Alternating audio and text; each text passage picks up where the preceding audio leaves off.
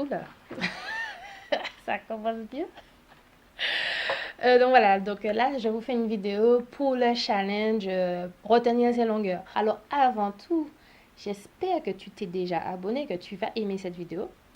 Et donc voilà, c'est parti. Alors c'est vrai que j'aurais pu le faire peut-être un peu plus tôt, mais en fait, il n'y aura pas de recommandations sur quoi acheter. En général, ce dont je vais parler, ce sont des choses que vous avez déjà, mais on va plutôt parler de pratiques et d'habitudes à apprendre pour pouvoir essayer de retenir ces longueurs. Maintenant, c'est vrai qu'en 3 mois, c'est pas forcément assez pour qu'on puisse se rendre compte que nos cheveux poussent. Mais je trouve que si on fait 6 mois, enfin, on peut s'ennuyer assez facilement et on peut se dire, voilà, c'est trop long, voilà. Oh mon Dieu, je reste trop longtemps avec mes élèves. Oh là, je voulais dire, oula, oh la honte. Enfin bref, oh punaise. Allez, c'est pas grave, donc on peut se dire, oula. Ah désolé, mais enfin bref. On peut se dire, oula. Ça fait trop long, je préfère ne pas me mettre sur ça parce que je sais pas si je vais le tenir. Alors que quand on annonce 3 mois, déjà ça paraît un petit peu plus faisable. En plus, si vous le, enfin normalement vous le savez, surtout si vous me suivez et que vous avez vu ma vidéo sur comment maintenir ses résolutions. Une habitude se crée en 21 jours. Donc théoriquement, en 3 mois, enfin, vous aurez parfaitement pris l'habitude de ces pratiques. Après 3 mois, on pourra faire un bilan de voir qu'est-ce qui est bien, qu'est-ce qui a marché, qu'est-ce qui n'a pas marché, qu'est-ce qu'il faut changer, qu'est-ce qu'il faut garder. Donc j'espère que vous serez assez interactif et que vous pourrez me dire. Et donc voilà, 3 mois, je trouve que c'est raisonnable. Et on va continuer pour 3 mois encore si tout se passe bien. Donc voilà, voilà. Donc en premier lieu, une chose pour laquelle il faut vraiment être, je vais dire à 100%, c'est l'alimentation. Vous le savez, en tout cas je l'espère, mais on le dit, on le sait, vous êtes ce que vous mangez. Et c'est trop vrai cette histoire, enfin. Remarquez-le, si vous mangez que de la junk food, du fast food pendant une semaine, comment vous allez vous sentir un peu plus euh, j'allais dire triste, mais oui, vous savez, vous êtes un peu plus ramollo, l'énergie n'est pas là, vous voyez un peu. Et puis une semaine, vous mangez des légumes, des fruits, vous buvez beaucoup d'eau. Enfin, vraiment, l'alimentation a une forte incidence. Après, en tant que sportif, je le ressens. Les jours où je mange mal et les jours où je mange bien, je peux vous dire que je le ressens direct à l'entraînement le soir. Et donc voilà, donc l'alimentation, l'apport en eau, c'est très important. 1,5 litre, c'est... Moi, je me rappelle, le médecin m'a dit que 1,5 litre, normalement, c'est pour ma mamie. Que normalement, en tant qu'adulte, même pas en tant que sportif, en tant qu'adulte, je brille. J'ai mis le trophy wife, je crois que je brille. Enfin, bref. Que 1,5 litre, ouais, c'est pour ma mamie. Que 2 litres, c'est le minimum, le minimum pour un adulte qui fait pas de sport. Donc, si vous faites du sport, allez, élevez ça à 3 litres. Je sais que ça sent, que ça a l'air d'être beaucoup. Surtout en France, je vois que je buvais plus facilement de l'eau aux États-Unis ou en Martinique qu'en France. Mais c'est pas grave, les gens, il faut boire de l'eau. Vous avez peur de faire pipi, je sais, on fait souvent pipi du coup, mais c'est comme ça. Je préfère être sûr que tout fonctionne bien, que mes reins fonctionnent bien et que justement toute l'eau qui circule, ça, c'est aussi pour mes cheveux. Si vous voulez pas le faire pour vous, faites-le pour vos cheveux. Trouvez quelque chose qui fait que vous vous dites, allez, on y va à 100%. En tout cas, vos cheveux, ils vont définitivement en bénéficier. Donc, l'alimentation et l'eau, l'apport en eau.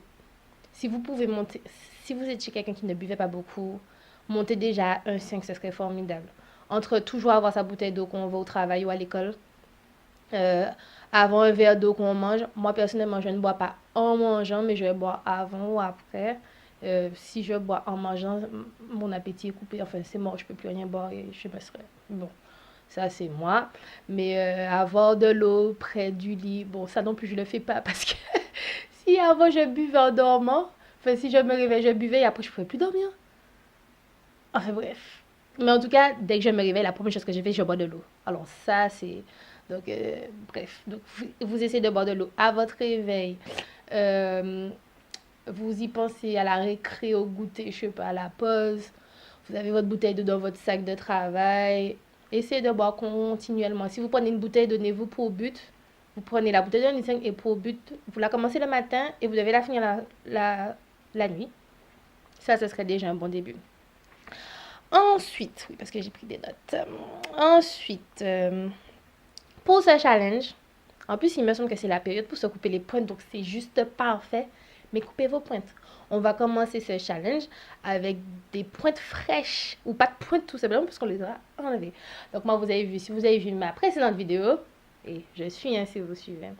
Si vous avez vu ma précédente vidéo, je parle qu'on m'a beaucoup coupé les pointes, mais bon, mes cheveux sont bien et ils sont trop mignons. Ça prend moins de temps pour faire mes shampoings. Comme j'ai pas de pointe, ça se démêle encore plus vite. Mais oulala, c'est le top, les gens là. Et c'est le top. Hein. Au début, je déprimais, mais là, je suis bien. Donc, bref, on coupe les pointes pour partir sur une fraîche base, une base fraîche. Partir sur une base fraîche. Ensuite, on pense le soir. Alors, si vous ne le faites pas déjà, je sais pas qu'est-ce que vous attendez en fait. Mais le bonnet en satin ou en soie pour dormir ou ou parce que moi j'ai les deux. Si vous pouvez avoir les deux, c'est le mieux parce que mais la tête d'oreiller en soie ou en satin, mais c'est génial. Et si vous comprenez toujours pas pourquoi, c'est tout simplement parce que le coton aspire l'eau. Donc en fait, vous achetez des produits. En général, vous achetez des produits pour l'hydratation et en fait, vous avez votre coussin qui aspire tout. Donc voilà, c'est pour ça le satin ou la soie, c'est au choix. Et si vous en trouvez pas, des fois je trouve que c'est assez cher, vous pouvez tout simplement acheter du tissu et faire vous-même. Euh, Ça coûte moins cher. Si c'est ça qui vous freinait ou qui vous embêtait. Alors je sais qu'on dit de se faire un shampoing une fois par semaine. En tout cas, moi, c'est sur cette base-là que je suis. Faire un shampoing une fois par semaine. 3 semaines, c'est un co-wash. Et une semaine, c'est un clarifiant. Je tenais quand même à dire que c'est vrai qu'au début du mouvement de la tendance naturelle, on parlait de faire son co-wash avec un après-shampoing. Ça, c'était au début. Maintenant, on a des co-wash, vraiment des produits qui s'appellent co-wash. Et certaines personnes pensent qu'en fait, c'est juste un moyen pour les compagnies de se faire de l'argent. Ça, c'est certainement vrai. Mais n'empêche que les co-wash ont un agent quand même nettoyant que les après-shampoings n'ont pas. Donc, je pense qu'il est vraiment plus intéressant d'avoir un co-wash plutôt que de juste utiliser un après-shampoing, un co-wash. Surtout, on a tendance, enfin, il y a une forte tendance depuis des années là, 2 3 ans, même plus, c'est les wash and go. Alors, entre les gels et les produits que vous mettez, franchement, un co-wash, ce n'est juste pas suffisant. Et après, vous aurez des bulles. C'est juste pas possible. Enfin, après, je sais, chacun ses cheveux, mais si vous remarquez quand même que vos cheveux ont un petit peu changé, ils sont plus fins, votre cuir chevelu vous gratte, ou vos cheveux ne réagissent plus de la même manière aux produits, eh ben, c'est peut-être parce qu'il y a déjà du build-up et vos cheveux ne peuvent plus bien répondre. Votre cuir chevelu est étouffé. Euh, Honnêtement, il vaut mieux prendre un co-wash. Voilà, vaut mieux prendre un co-wash. Donc, c'est ce que j'avais à dire. Par contre, moi, ce que j'aime faire, par exemple, c'est que j'ajoute du rassoul à mon coche. J'aime beaucoup le rassoul. Ça aide aussi beaucoup pour la définition des cheveux. Et du coup, personnellement, je rajoute du rassoul. C'est un shampoing naturel. Ça peut s'utiliser tout seul, mais moi, j'aime bien prendre les deux parce que déjà, j'ai un cheveu qui est peu poreux, donc qui a une forte tendance au build-up. Et je fais du sport, beaucoup de sport. Alors, je ne peux pas me permettre d'avoir quelque chose de léger. J'aime bien vraiment nettoyer bien comme il faut. Si on va ajouter du vinaigre de cidre dans toutes les étapes de notre shampoing, enfin de notre journée soin, tout simplement parce que le calcaire va permettre de contrecarrer, enfin d'annuler entre guillemets les effets du calcaire sur nos cheveux. Euh, voilà, moi je l'utilisais déjà, c'était pour le pH et justement pour ça, mais en plus si vous voulez voir, il y a une excellente vidéo de Ritini et Unique qui en parle et donc ça m'a conforté dans mon idée que justement il fallait effectivement mettre du vinaigre de cidre dans ses soins. Moi c'est ma mamie qui met tout le temps du vinaigre de cidre dans sa tête et qui m'en a, enfin elle me conseille toujours d'en mettre. Et j'avoue que j'avais pas forcément de fondé dessus et je n'avais jamais recherché. Je sais juste que le vinaigre de cidre c'est quelque chose de très bien, donc forcément ça n'allait pas me faire de mal. et aussi que ça nettoie, puisque je sais qu'il y a une tendance shampoing bicarbonate et vinaigre de cidre, enfin bref. Mais donc voilà, elles ont fait leur recherche et effectivement, ça aide pour le calcaire. Et donc, moi, je le mettais avant que dans mon masque, mais du coup, maintenant, je le mets dans mon shampoing. En fait, vraiment dans toutes les étapes. Si vous faites shampoing après shampoing masque, vous le mettez dans chaque étape. Si vous faites juste shampoing masque, vous l'avez compris, vous le mettez à chaque étape. Ensuite, les protective styles. Alors, ça, moi, je ne suis pas forcément d'accord avec la définition. Par exemple, un chou va rentrer dans un protective style. Alors, certes, ça permet de protéger les pointes, puisqu'en général, vos pointes sont à l'intérieur. Donc, oui, ça protège les pointes, puisque un protective style protège vos pointes. Mais malheureusement, vous devez quand même manipuler à chaque fois vos cheveux. Alors, si vous enlevez juste votre chou, vous mettez vos cheveux en pineapple, vous allez vous coucher sans trop les manipuler avec vos doigts, d'accord.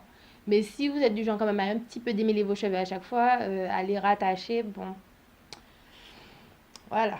Donc, ça dépend de la pratique de tout un chacun. Mais en tout cas, un protective style, ça, ce sera notre plus grande arme. Pour éviter justement la manipulation, éviter de casser les cheveux, ça va permettre de protéger les pointes, surtout que le froid arrive, les gens, il fait froid, j'ai froid. Si vous avez froid, vos cheveux ont froid. Donc voilà, là, pensez à vos pointes, protégez-les du vent, de vos écharpes qui ont tendance aussi à abîmer. Oui, les écharpes, ça abîme un peu le bas des cheveux. Donc pensez à vos pointes, toujours rentrer. Alors là, pendant les 3 mois, faut les sortir le moins que possible. Si vraiment vous voulez partir sur une base de six jours en protective style, le dernier jour on profite un peu, allez-y, mais ce sera tout quoi. Si vous pouvez en tout cas pour ce challenge, essayez de mettre le plus de protective style que possible. Alors je ne serai pas la personne qui va vous conseiller des rajouts, tout simplement parce que je n'en mets pas. J'en ai mis une fois, j'avais 10 ans et c'est quelque chose que je n'ai jamais refait. Je veux essayer, mais ça bloque. En fait, je fais juste un blocage et je trouve que ça ne matche pas avec ma personnalité. Enfin, je ne me vois pas porter des faux cheveux, bien que je le veuille. Hein, j'ai envie de tester les perruques, j'ai envie de tester les weaves, mais je fais un blocage. Donc, je ne pourrais pas vous dire, ouais, mettez des rajouts, gardez-les 1 mois, j'attendais 3 mois, 6 mois. Ouais, faites pas ça. Mais 1 mois, tout ça, pour laisser.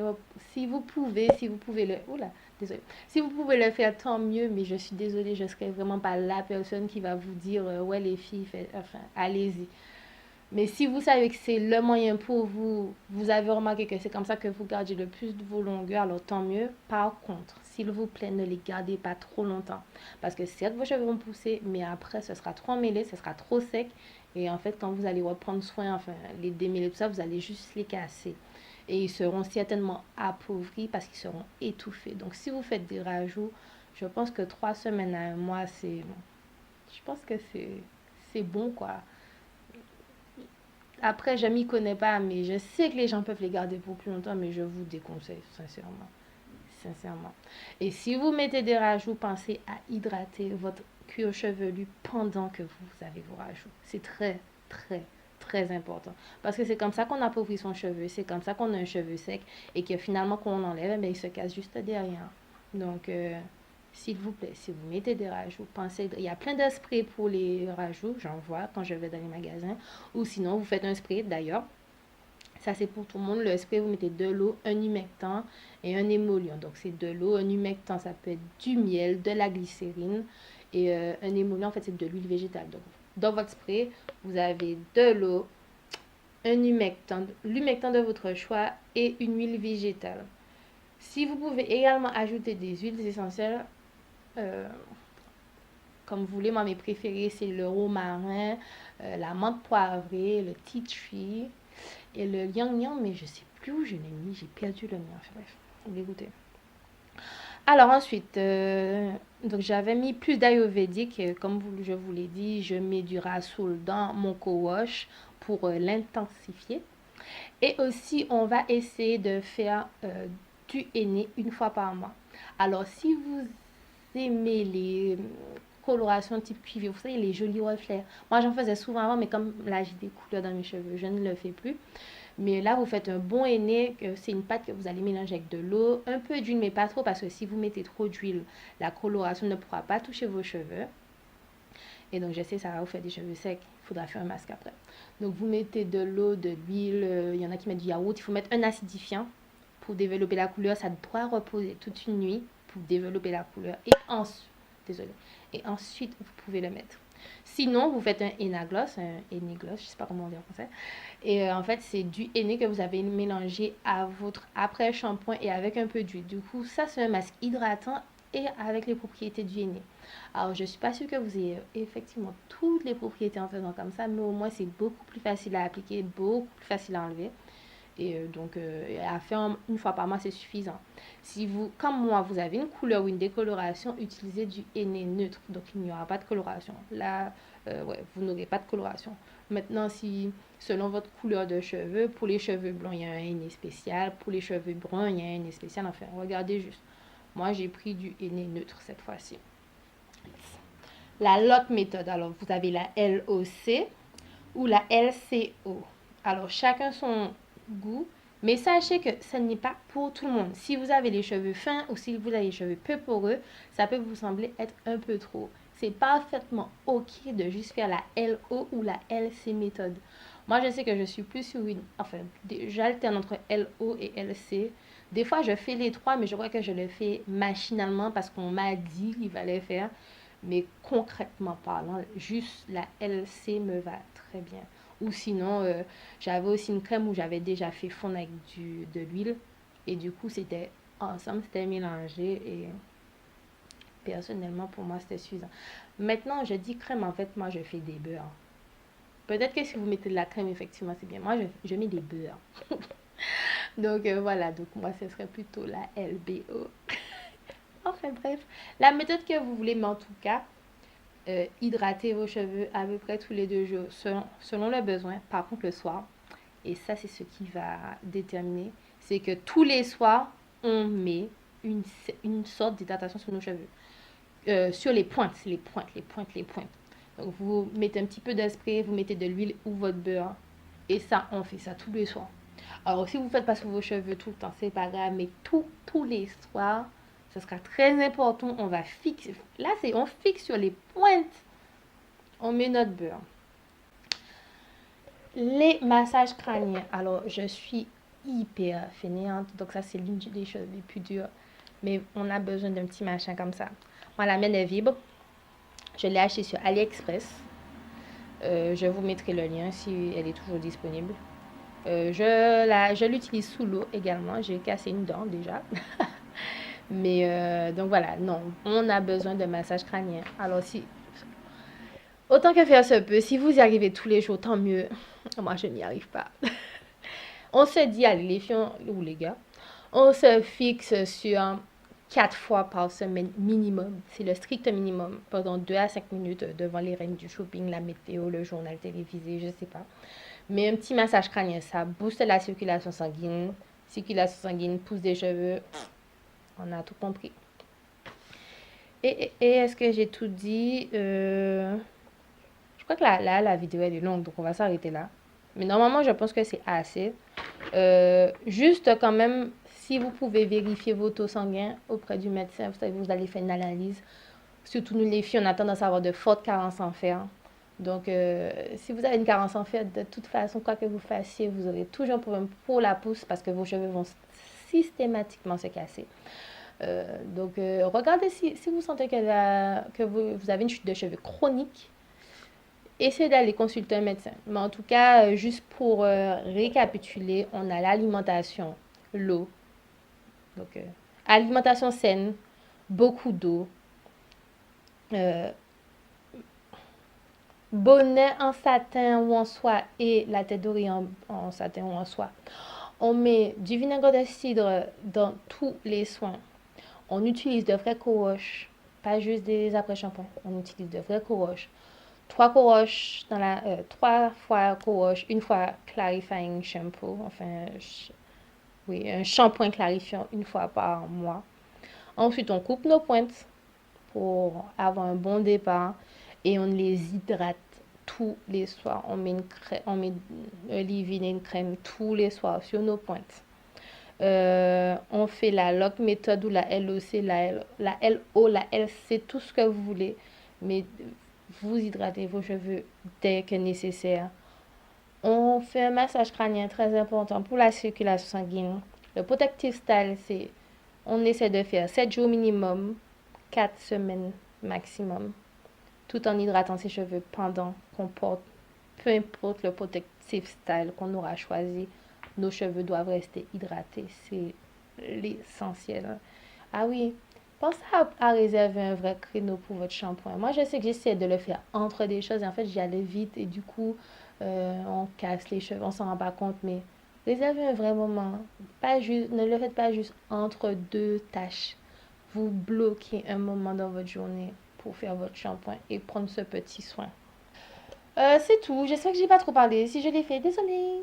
Mais il y a plein de choses à dire. En fait, sur mon papier, ça avait pas l'air d'être très long. Et en fait, c'est plus long que je ne pensais, mais c'est très important.